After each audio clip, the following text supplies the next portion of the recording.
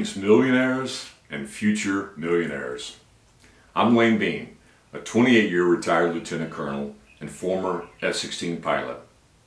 In the last 20 years, I've side hustled real estate investments from one single-family property all the way to a current portfolio that includes almost 700 apartment units.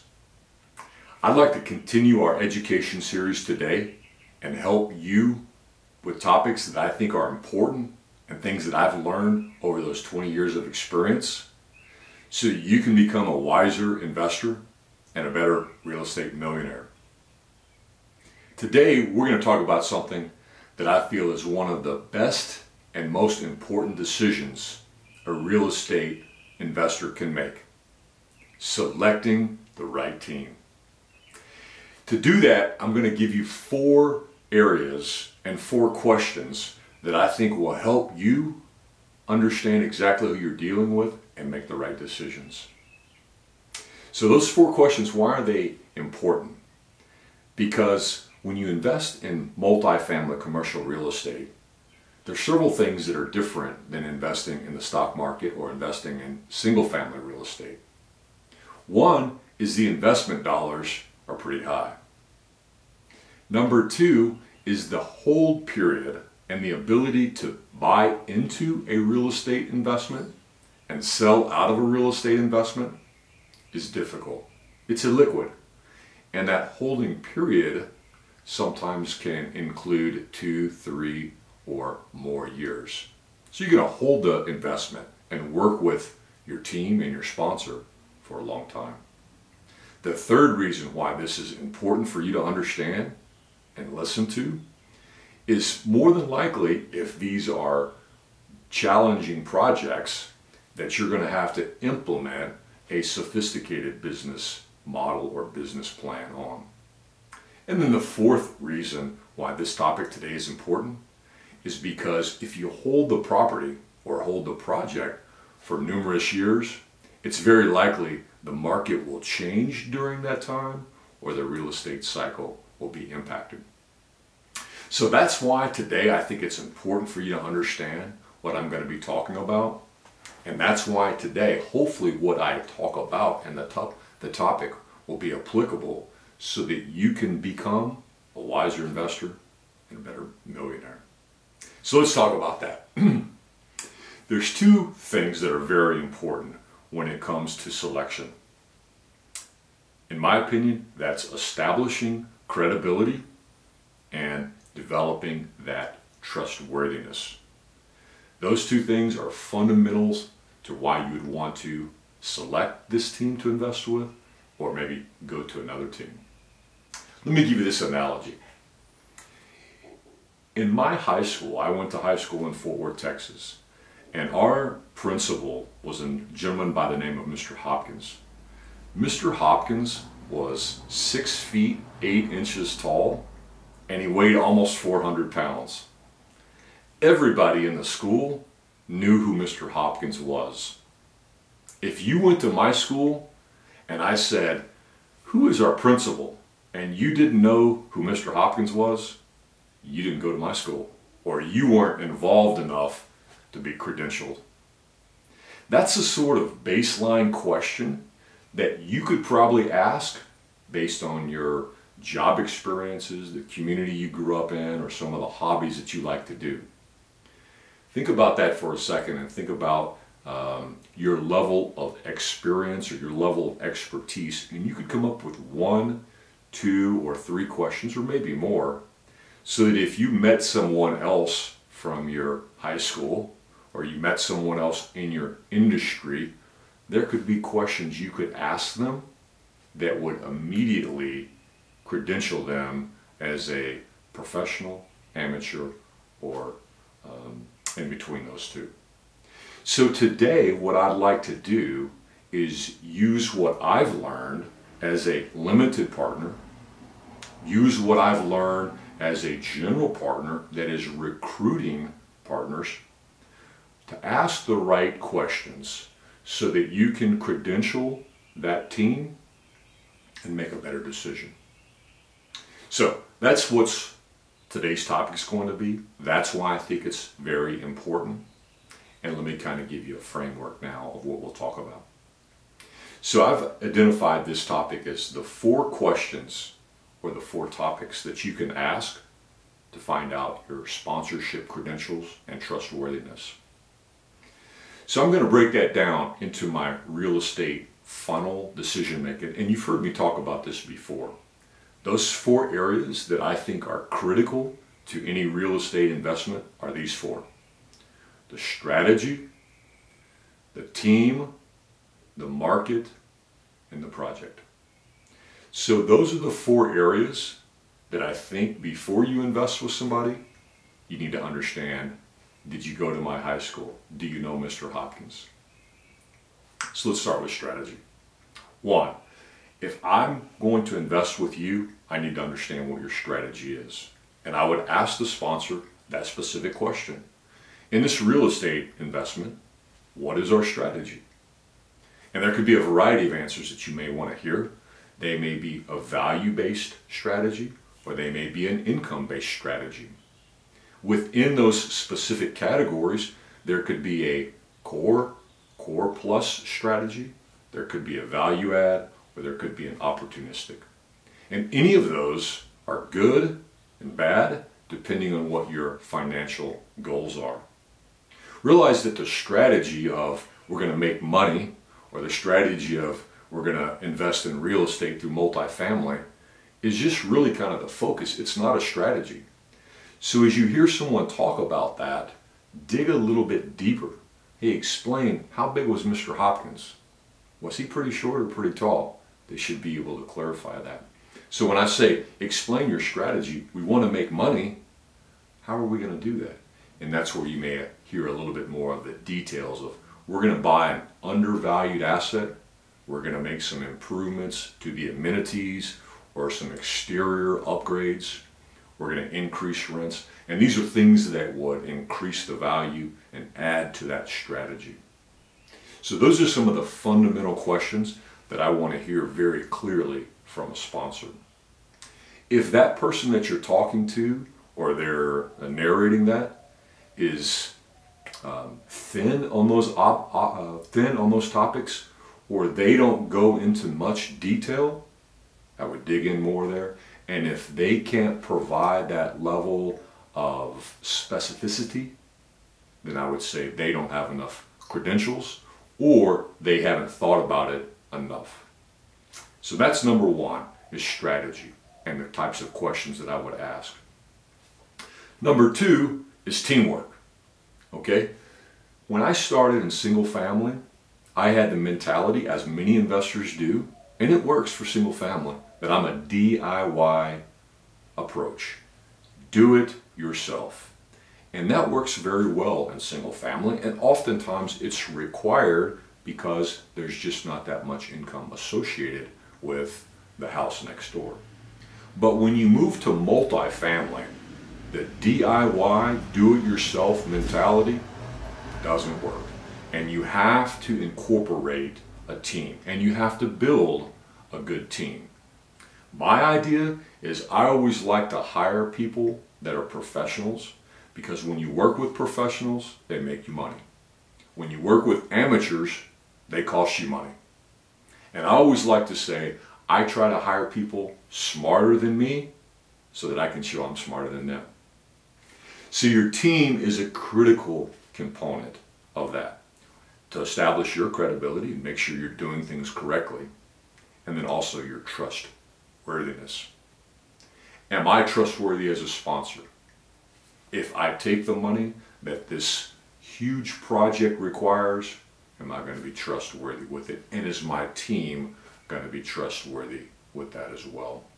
So how do we answer that question? Other than just, hey, I like the guy, he seems like a nice guy, or it seems like a good team. And I've seen people that I have that impression, and it turns out later to change, both in the positive and the negative.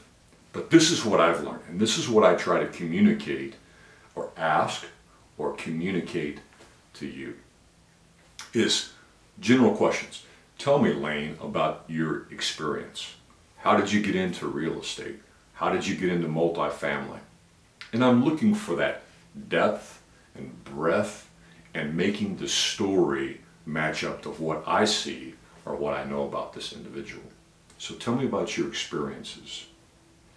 Tell me about your team. How did you come up with these different players on your team, and define what they're responsible for?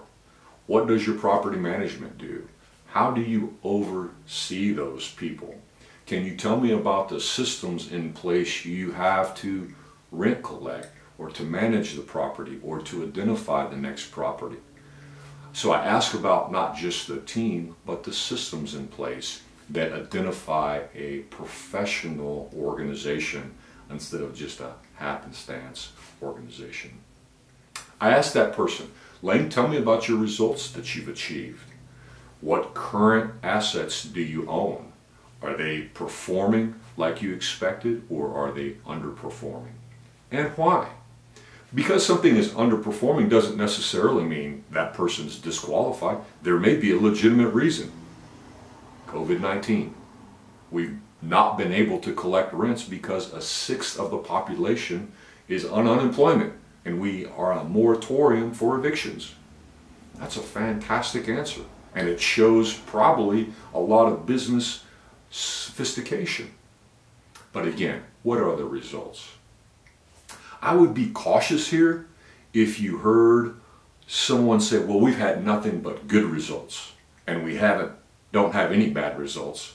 I'd be a little hesitant to accept that as, one, that person is not being honest with you, their credibility or trustworthiness I would dig a little bit more into, or secondly, they've been in the market for such a short period of time that they haven't experienced the wave of market cycles improving, market cycles decreasing. So again, one of those questions to ask the team, what are the results you've had? And I'm listening for good results and bad results too.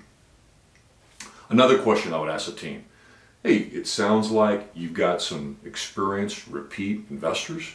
How many are repeat investors versus brand new investors? And if they tell you quite a few, which they hopefully will, hey, would you mind to give me a referral, or can I contact one of them to validate some of the things you're telling me? So ask for a personal referral or someone that can validate some of the things that they're saying. I've already talked about good and bad results, but one of the things I like to ask them is, hey, tell me about the good decisions that you've made in your real estate investments. And I'm trying to hear that. I'm trying to match their decisions with the results, and then match that with the story about their team. And I also want to hear about bad decisions, right? Nobody's perfect. I've already mentioned we're investing a lot of money. The period of holding real estates is a longer period, 5 to 7 years, maybe longer in some cases. It's a challenging project, and it's a changing market condition. So I'm not expecting anybody to be perfect, and I'm expecting some of the decisions they made, they may consider that a bad decision. And so I'd like to hear about that. That's not disqualifying in any means. I'm not expecting them to be perfect. And I could tell you from my own experiences over 20 years, a lot of the decisions that I made, I look back and say that was the wrong decision. And some of the ways I've handled things have not been the best way. In hindsight, they were the best decision I made at the time, but in hindsight, I would have done something different. And I'll be glad to share that with you because it gives credibility to me. And it shows you that, hey, no one's perfect, but we have a process in place. We have a system in place. We surround ourselves with professionals to make the very best possible decision. So good and bad decisions. Tell me about that, Lane. Tell me about your team on how they've done that. And then overall, those questions are, I try to get a sense of their business ethics and their business character. And that may be the most important thing. I don't obviously ask them that question because that's a hard question to answer, and it's a hard question really to validate. But I'm trying to put that story that I'm listening for, the observations that I see, marry that with the decisions, good and bad, that they've told me, and the results as well. So that's the second topic. Number one is strategy. Number two is team. And we spent a lot of time on that because that is such a critical part of your real estate decision and establishing that trust with your teammates, because that teammates and your team leader, in this case the sponsor, you're probably going to be in a partnership with them. Like I said, a difficult project, challenging strategies, complicated business model, and a changing market conditions. And so he's got to, obviously you have to trust that person.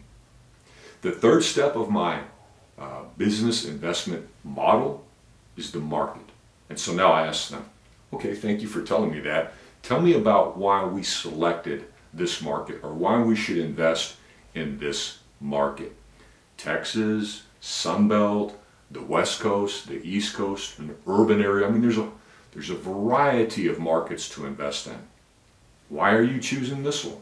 Why inside the North Texas market are we choosing Fort Worth or the mid-cities versus Dallas? There should be some explanation behind that. And right or wrong, hopefully that will match up to your strategy, and it'll match up to the team that you have in place. So the next question that I ask is, what is the market? And then I ask, why did we select that? And I listen carefully for the answer, and it should be something that should be easily definable. Nothing too sophisticated, but again, something that shows that they put some thought behind it. The follow-on question to that is, how did you come up with that? So for an example, if you ask Lane what his market selection is, I'm going to tell you Texas. The question you would ask me is, how did you come up with that? And I'm going to give you some criteria on why I believe Texas is a good market. Demographic changes. A lot of people are moving into the Texas market. Job growth, economic diversity. Okay, and those are some of the things that I would offer as credible and data-driven information to help you make the right choice. So market's my third one. My final decision question is, tell me now about the project. What project are we pursuing? What projects are you currently holding? And what are the results of those projects? And the projects that we're pursuing, why did we select those? Large style property, garden style, senior living, variety of answers here. And again, it may or may not line up with your strategy, but again, that's where you're trying to credential the validity of that team, putting it all together. So those are the 4 topics, and I've given you some examples of what types of questions you could ask, because it's so critical that you pick the right sponsor, you pick the right group to invest with, because you're going to be in that project for a while and want to make sure that you make a wise decision so that your money can be invested in the right spot. If you want to connect with me and you want to learn more about that, or you want to learn specifically how I answer those questions, then please do that. You've got this video series, we're going to continue it. You can reach us through our Facebook page, Pilot Legacy Private Equity Group. You can connect with me on email. Hopefully you've got that as well.